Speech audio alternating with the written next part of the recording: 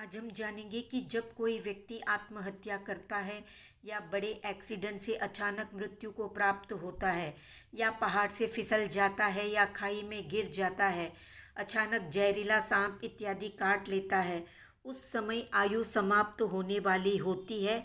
तो उस व्यक्ति को अगली आयु का बंद करने में कितना समय लगता है? क्या आयु कर्म का भी कोई अबाधा काल होता है या नहीं होता है? इसके बारे में जानेंगे।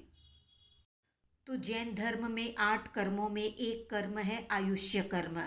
आयु कर्म विशिष्ट प्रकार का एक कर्म है और वो जीवन में बस एक बार ही बंधता है।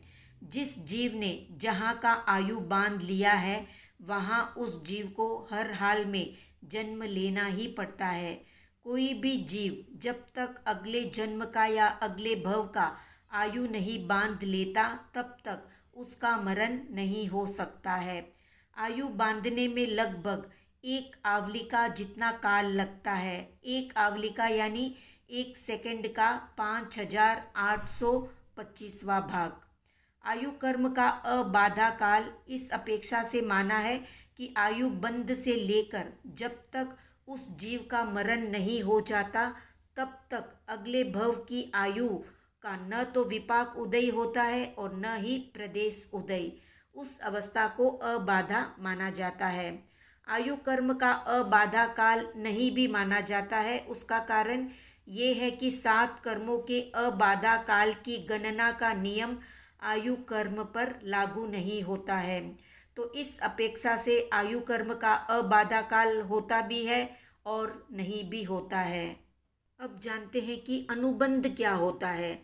तो जब कोई जीव आगामी भव का आयुष्य बंद करता है उस समय में वो जीव गति, जाति, स्थिति, अवगाहना या ऊंचाई, अनुभाग और प्रदेश इन 6 का भी साथ में बंद करता है।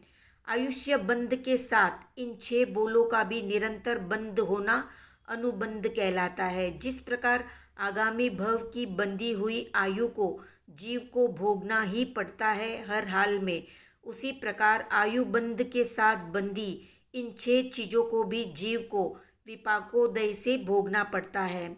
आयु बंध के आगे पीछे भी इन 6 बोलों का बंध होता रहता है किंतु उन्हें विपाकोदय से भोगना जरूरी नहीं होता। आयु और अनुबंध का आपस में घनिष्ठ संबंध है। यदि आयु जगन्य बंधती है तो अनुबंध भी जगन्य बंधता है।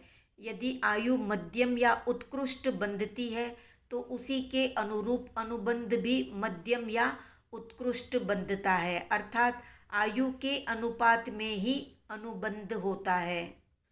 तो ये थी संक्षिप्त जानकारी। आज का प्रश्न है आयु कर्म के कितने प्रकार है, कमेंट में बताएं।